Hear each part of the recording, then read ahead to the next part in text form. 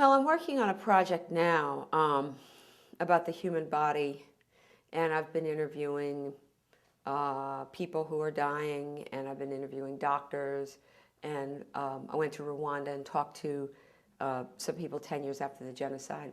Went to South Africa, talked to people about the pandemic of HIV/AIDS there. And on the other hand, I talked to people who are very, very talented, vibrant people with their bodies, like Lance Armstrong, for example. And I have come to the conclusion that, it's just not fair. That some people get certain burdens and some people get certain gifts, but that, as somebody said to me the other day, these gifts are randomly delivered.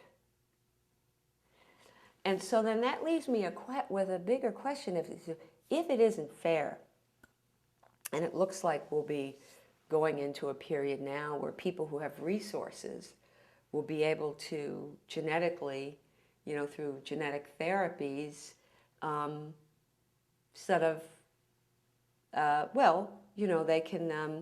they can enhance things that they may not have, but not everybody will do that.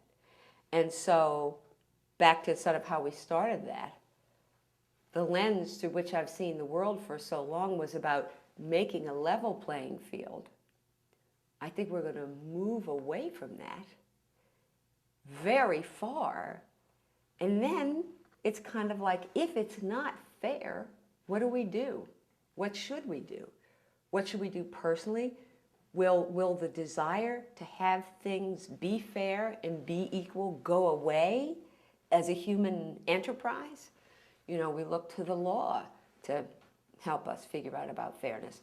On the other hand, we see all over the world, and we saw in this country, that the law can justify misdeeds.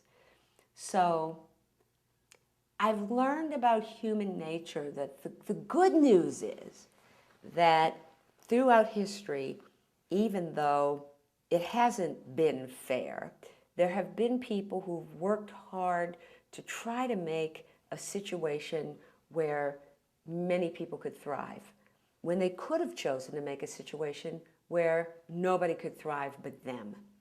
And so it's good news and it's bad news. The bad news is that some are more vulnerable than others. The good news is that occasionally powerful human beings have used their power to make it okay for everybody.